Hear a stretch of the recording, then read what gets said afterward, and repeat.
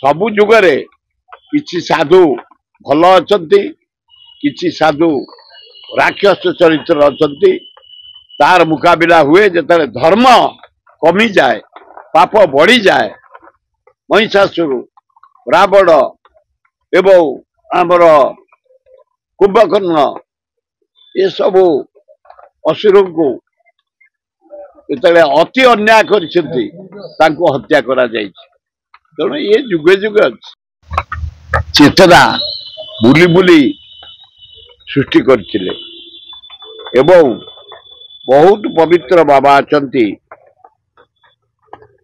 କଶ୍ୟପ, ଅକ୍ତି, ଭରଦ୍ୱାଜ, ବିଶ୍ୱାମିତ୍ର, ଗୌତମ, ବଶିଷ୍ଠ, ବେଦବ୍ୟାସ, ନାରଦ, ଅଗସ୍ତ୍ୟ, ଅଙ୍ଗିରା, ଧୋନି, କପିଜ, ଦୁର୍ବାସା ବହୁ ବାବା ଭଗବାନଙ୍କ ଠାରୁ ଜବରଦସ୍ତ ସାଧନା କରି ନିଜକୁ ନିଜେ ଅକ୍ଳାନ୍ତ ପରିଶ୍ରମ କରି ଯଜ୍ଞ କରି ସାଧନା କରି ଏ ବାବା ମାନେ ଆଶୀର୍ବାଦ ପାଇଛନ୍ତି। ଏ ବାବା ଭିତରେ ଅଛନ୍ତି ଭଲ ବାବା, ଯାହାଙ୍କ ନାଁ ପଡ଼ିନି। କିଛି ବାବା ଅଛନ୍ତି ଅସୁର ଗୁଡାଙ୍କୁ ଯଥେଷ୍ଟ ପାୱାରଫୁଲ କରିଦିଅନ୍ତି।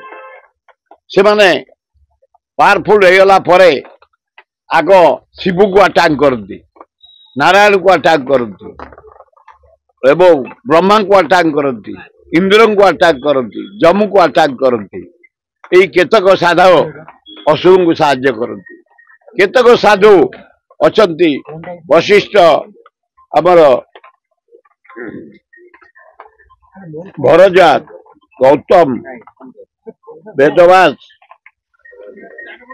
ଏମାନେ ସବୁ ଜନସାଧାରଣଙ୍କୁ ଆଶୀର୍ବାଦ ଦିଅନ୍ତି। ତମେ ଭଲ ବାଟରେ ଚାଲ, ନର ନାରୀଙ୍କର ସେବା କର। କିଛି ଅଛନ୍ତି ଅସୁରଙ୍କୁ ସାହାଯ୍ୟ କରନ୍ତି, ସେ ଉତ୍ତ୍ୟକ୍ତ ହେଇଯାଆନ୍ତି। ଏଭଳିଆ ଉତ୍ତ୍ୟକ୍ତ ହେଇଗଲେ ଶିବଙ୍କ ପାୱାରରେ ରାବଣ ଆଉ କାହାକୁ ମାରିଲାନି, ନାରାୟଣଙ୍କୁ ମାରିଲାନି, ତାଙ୍କ ସ୍ତ୍ରୀ ସୀତାକୁ ଚୋରି କଲା, ମଲା। ସେମିତି ମା ଦେବୀ ମହିଷାସୁରକୁ ଏତେ ପାୱାର ଦେଇଦେଲେ ନାରାୟଣ ଶିବ ଆଉ ତାଙ୍କ ହାତ ପାଇଲାନି, ସେ ତାଙ୍କୁ ବାଡିଆ ଆରମ୍ଭ କଲେ। ମା ଦୁର୍ଗାକୁ ସେ ଆରାଧନା କଲେ, ମା ଦୁର୍ଗା। ନାରାୟଣ କହିଲେ ମୋ ଚକ୍ର ନିଅ, ଶିବ କହିଲେ ମୋ ତ୍ରିଭୁଜ ନିଅ, ତ୍ରିଶୂଳ ନିଅ। ବ୍ରହ୍ମା ଆଶୀର୍ବାଦ ଦେଲେ, ଇନ୍ଦ୍ର ଆଶୀର୍ବାଦ ଦେଲେ, ଯମ ଆଶୀର୍ବାଦ ଦେଲେ।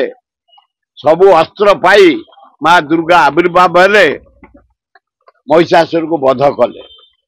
ସେମିତି ବେଳେ ବେଳେ ସାଧୁମାନ ସନ୍ଥ ମାନେ କଦର୍ଯ୍ୟ ସନ୍ଥ ଭାବୁଛନ୍ତି, ରାକ୍ଷସ ପାଲି ଯାଆନ୍ତି, ରାକ୍ଷସକୁ ଆଶୀର୍ବାଦ ଦିଅନ୍ତି। ଆଉ କେତେ ଗୁଡିଏ ଅଛନ୍ତି ନାରାୟଣଙ୍କୁ ଆଶୀର୍ବାଦ ଆଣି ଆଶୀର୍ବାଦ ଦିଅନ୍ତି ଜନସାଧାରଣଙ୍କ ପାଇଁ। ତେଣୁ ସବୁ ଯୁଗରେ କିଛି ସାଧୁ ଭଲ ଅଛନ୍ତି, କିଛି ସାଧୁ ରାକ୍ଷସ ଚରିତ୍ର ଅଛନ୍ତି। ତାର ମୁକାବିଲା ହୁଏ ଯେତେବେଳେ ଧର୍ମ କମିଯାଏ, ପାପ ବଢିଯାଏ। ମହିଷାସୁର, ରାବଣ ଏବଂ ଆମର କୁମ୍ଭକର୍ଣ୍ଣ ଏସବୁ ଅସୁରଙ୍କୁ ଯେତେବେଳେ ଅତି ଅନ୍ୟାୟ କରିଛନ୍ତି ତାଙ୍କୁ ହତ୍ୟା କରାଯାଇଛି। ତେଣୁ ଏ ଯୁଗେ ଯୁଗେ ଅଛି।